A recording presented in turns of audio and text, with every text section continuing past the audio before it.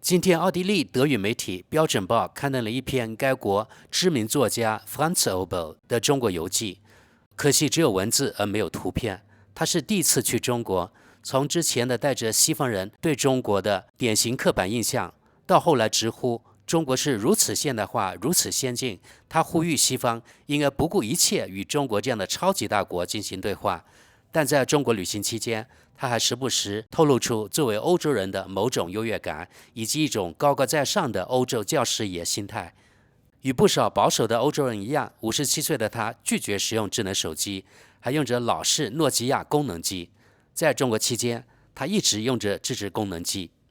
这篇游记是典型的老欧洲裹脚布，又臭又长，充满了傲慢与对中国的无知。虽然来了趟中国，但依然偏见满满。好，我们来看看该游记。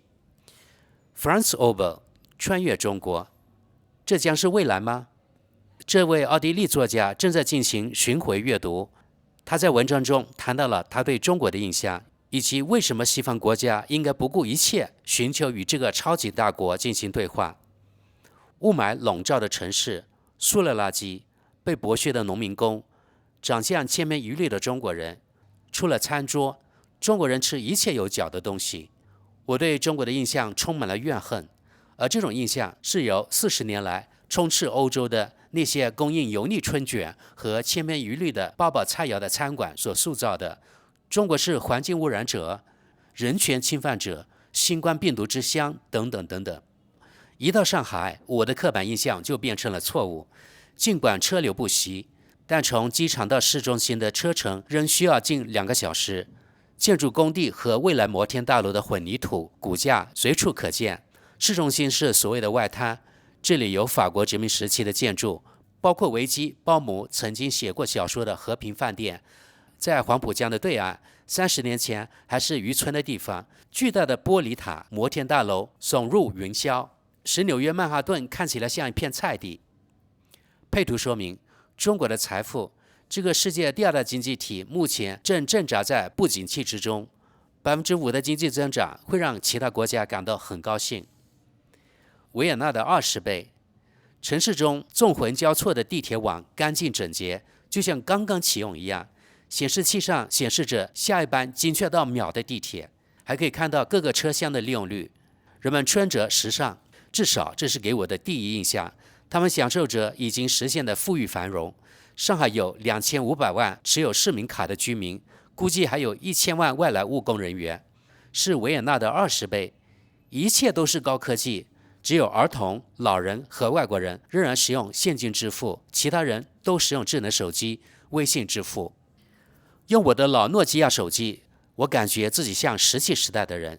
用手机叫出租车，在餐馆点菜和付款，餐厅里有机器人服务员，到处都要进行扫描和安检。这是我们的未来吗？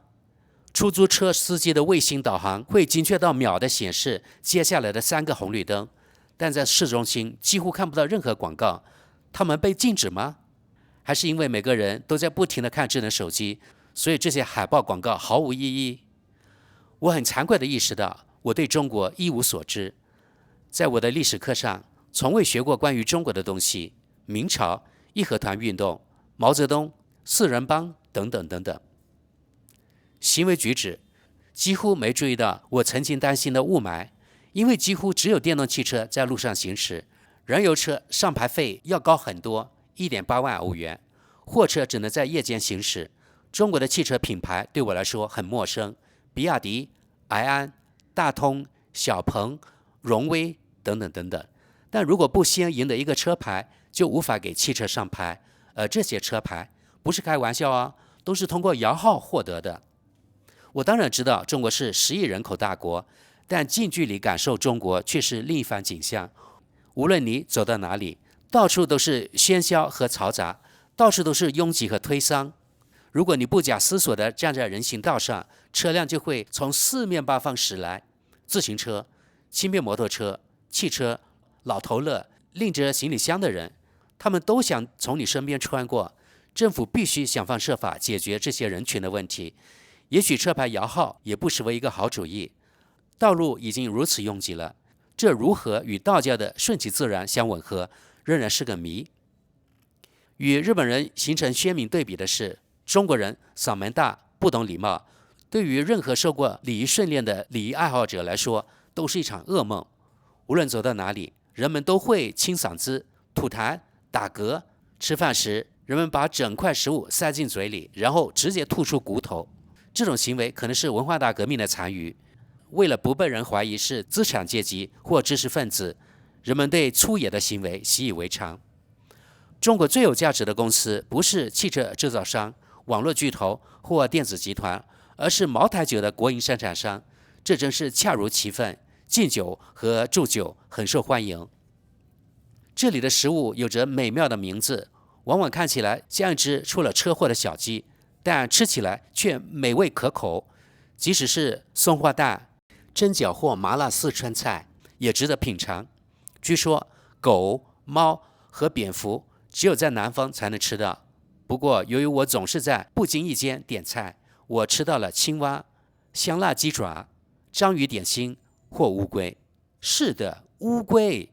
要是卡雷塔巢穴的饲养员知道这一点就好了。我在街头小贩那里看到串在一起的炸蝎子、蚂蚱和海星，我以为它们是糖的复制品，但不，它们当然是真的。到处都是电脑声音。用筷子吃饭本来是为了刺激大脑，但在旋转餐桌上却给你带来很大的压力，尤其是在往薄薄的面饼里填北京烤鸭的配料时，即必须把肉、蔬菜和酱料放进面饼里，而面饼又必须用筷子从竹篮里捞出来。对于人数较多的团体，有一个司仪来决定何时开始用餐，何时结束用餐。按照礼节，饭菜总要剩下一些，否则主人就会认为吝啬。奥地利人通常的做法是全部吃完，以免天气变坏，但在中国不知道这个说法。无论走到哪里，你都能随处听到刺耳、让人疲惫的电脑声音。有些语言声音很大，在西方人听起来并不悠扬，经过扩音器的放大，听起来就像烧红的针刺进你的大脑，这让人联想到水滴酷刑。经常会有喊叫声，至少听起来像是第3次世界大战刚刚爆发，但都是问你是喜欢绿茶还是红茶。中国人说话有4个声调，在西方人听起来完全相同，但含义却往往大相径庭。例如，朗朗的意思可能是快乐的人、娱乐的浪潮、潮水般的男人，或类似的意思。这种语言有20万个汉字，学者至少要认识其中的6万个，但表达简单而含糊。我去市场购物，没有慈悲之心。语言会影响思维吗？中国人是否因为学习了大量相似的文字而善于复制，但却不善于创造？现代科技或许如此，但中国生产的茶叶、丝绸、瓷器和中药至今仍在使用。水稻先进的灌溉系统，令人叹为观止的工艺品，书法等等等等。一位医生认为，人口密度高的原因是瓷器，因为在光滑的表面上繁殖的细菌比在粗糙的陶器上少。不过，这或许也是因为中国人一向吃得比较健康，即使到了老年，身段也比较灵活。即使是蹲厕，也需要起码的灵活性。还是宗教的功劳？佛教、儒教和道教要求身心纯净，而西方的一神教则总是关于行为、善行和罪恶。作为基督教核心的慈悲，似乎并没有发挥重要作用。这个第2大经济强国目前正在与经济衰退做斗争，5%的增长率会让其他国家欢呼雀跃，但在中国却意味着危机。许多购物中心和餐馆人去楼空，青年失业率最近达到20%，然后人们就不再计算了。出生率很低，因为人们再也负担不起孩子，这给未来带来了名副其实的养老金问题。西方国家对俄罗斯的制裁使中国受益匪浅，40%的俄罗斯进口商品来自中国，这使得普京可以规避制裁而不受任何损害。俄语也是少数非亚洲游客最常用的语言，所有的景点都是中国游客的天下，几乎没有来自欧洲的游客。虽然欧洲人向你保证不懂普通话也能行得通，但我无法想象。在西安机场，我甚至无法自己找到国航柜台，因为没有任何东西是用拉丁字母标注的。西方的衰落，博物馆门票免费，但也有抽签的，没有安装中文应用程序的话就没有机会。在自动行李寄存处寄存行李箱，没有语言能力是不可能的。门卫拒绝让你进去，因为护照号码是大写字母开头，但在申请表上却是小写字母。正是这些小事让个人旅行变得困难重重。只有2%的中国人还会说英语，以前是4%，因此遇到友好微笑的不会英语的人并不罕见。人们可以无所不谈吗？我的同伴们几乎不知道有什么禁忌，但有些问题他们根本听不进去，即使在坚持不懈的追问下得到了答案，也是支支吾吾。最好不要谈维吾尔族和西藏，台湾当然一直是中国的。在新冠病毒大流行期间，欧洲痛苦地认识到其经济对中国的依赖程度。目前汽车和微型芯片行业尤其害怕中国的快速发展，庞大的人口数量，他们的过激行为以及奇怪的几乎难以理解的文化都令人恐惧。配图说明，作家弗兰佐贝尔，他在中国旅行的时间越长，就越能意识到那里的一切都基于等级制度。据我所知，中国认为自己是宇宙的中心，而其他国家只是原材料的供应国，这就是中国中心主义。但所有国家不都是这样吗？一位大学教授指出，奥斯瓦尔德·斯宾格勒的《西方的没落》是中国最受欢迎的书籍之一。从1918年开始的世界史强调周期性，为什么会这样？因为那个书名。我在这个国家待得越久，就越意识到这里的一切都是基于等级制度的。故宫的描绘与大多数宫殿一样，下级官员、上级官员、皇帝，一切都有围墙阻隔。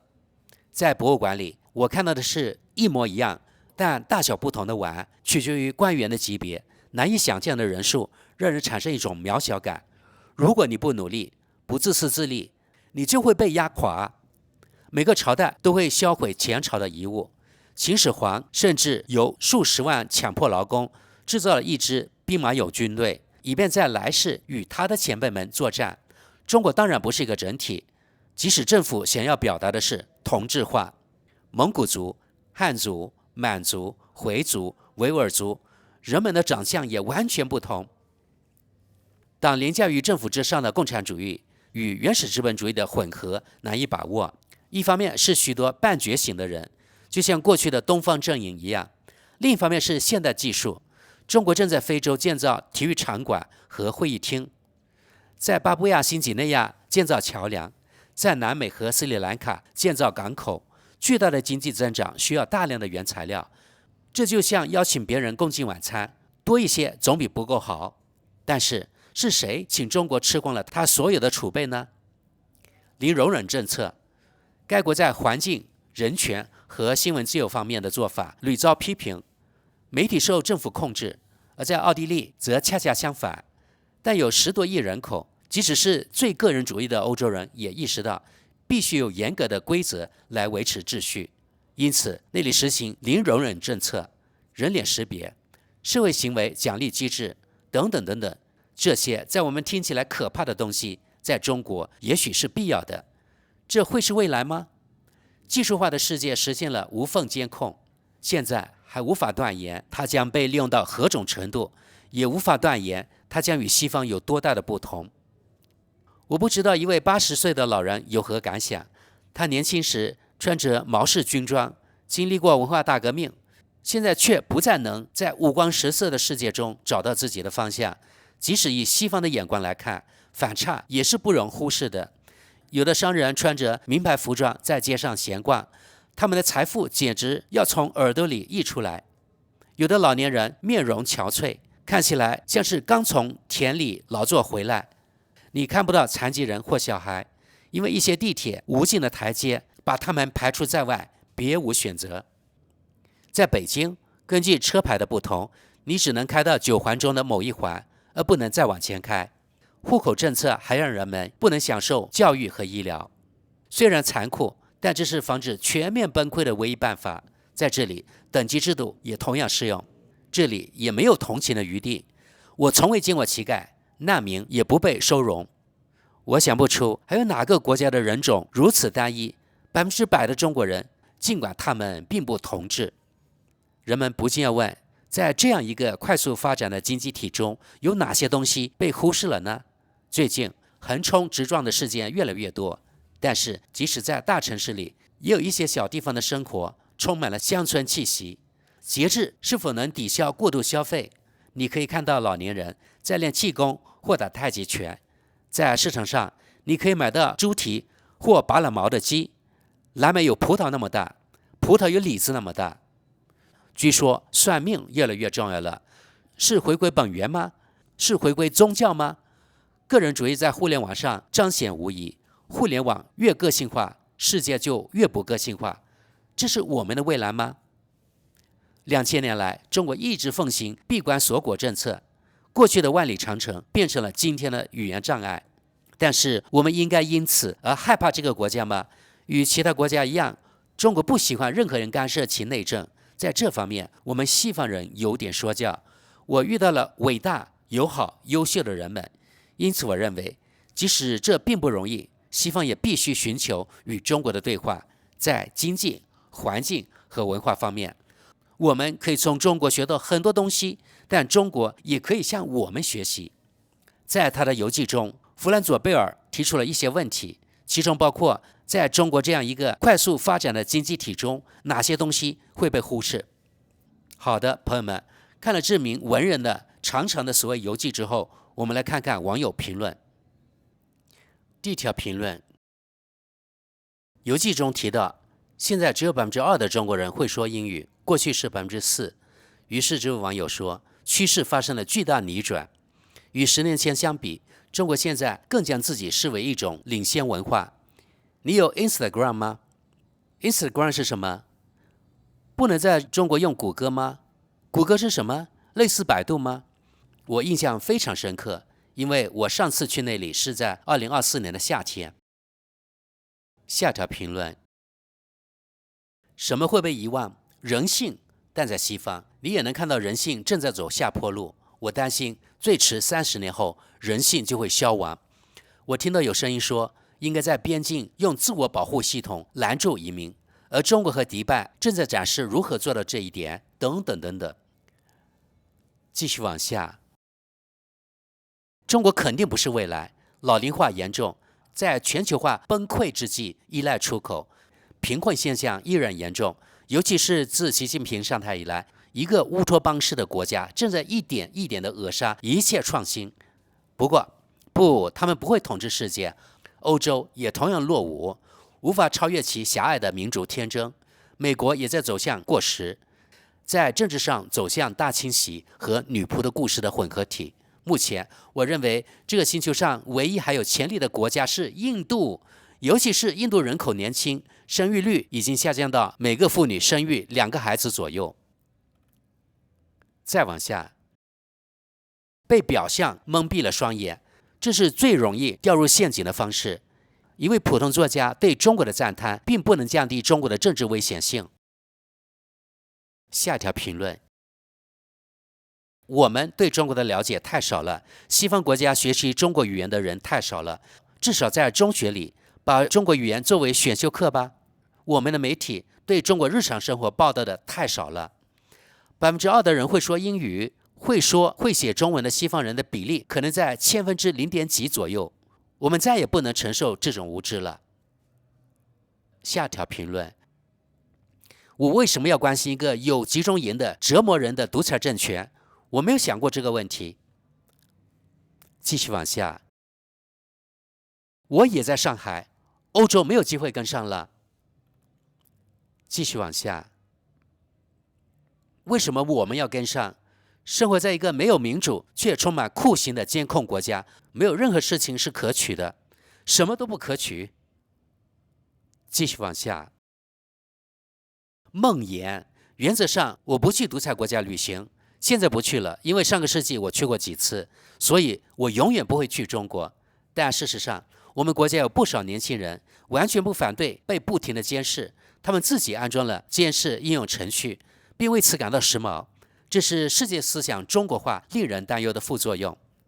同样令人失望的是，这个作家只是鹦鹉学舌地重复了中国人在欧洲常说的一句话：10亿人，你需要铁腕统治。你不需要这样。这是所有独裁者的借口。即使印度的民主进程并不顺利，但至少它是一个民主国家。继续往下，前天我去了趟深圳，感谢上帝，我们有一个奥地利同伴，他的普通话说得很好，还能看懂中文，否则真的会完全迷失了。我看到的几乎所有出租车都是电动的比亚迪。这座城市非常干净，公共交通也很发达，在每个公共交通入口都要进行安检，连我的背包里的水都要检查。似乎人们对任何东西都有一种恐惧感。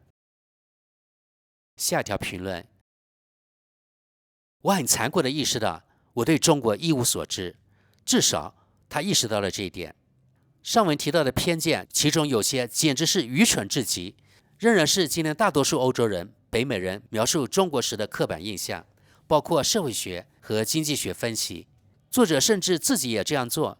中国人善于模仿，是因为他们学会了太多相似的文字，而不善于创造吗？现代科技可能也是如此。显然，作者还没有了解包括人工智能在内的高科技。下条评论，中国就是未来。我很惊讶，我对这位作家的评价不高，对标准报的评价也不高，所以我以为这里会有一篇非常主观、纯粹负面的关于中国的报道。有一点是肯定的，未来是中国，而且肯定比美国更稳定。因此，与中国相肩而行当然是最重要的。我们欧洲需要中国，但中国不需要欧洲。到今天为止，我已经去过中国37次，可以看到欧洲在技术、社会和经济方面落后于这个未来之国的程度。所以，让我们去中国吧。我们继续往下。这篇关于中国的时事报道非常值得一读，没有了往常的傲慢。非常感谢弗兰佐贝尔的近距离观察和报道。30多年前，我第一次来到中国，仍能感受到红色的毛主席语录、蓝色的工作服和骑自行车的人流。而在更远的旅行中，中国的变化令欧洲人难以置信。通过这篇游记，我特别期待我的西藏之行。好，再往下。西藏已经死了。继续往下。毛泽东思想和文化大革命摧毁了西藏的文化，共产资本主义、汉民族主义者又次摧毁了西方的文化。西藏是最悲哀的篇章。下一条评论，如果上海对你来说太多人了，那你最好永远不要去印度的大城市。与新德里相比，中国的城市在我看起来简直是荒无人烟。下一条评论，中国就像一个可能的未来，极具现代化，效率极高，但这是我们想要的吗？我喜欢奥地利的原因在于，它有一种让人放松的松弛感。我们将现代与传统完美的结合在一起，我们亲近大自然，通常对事物的看法比较轻松。好，我们看最后一条评论，零容忍政策在中国有必要吗？为什么？也许是为了这个政权，因为它是一个毫无人性的独裁政权。对中国来说呢？为什么？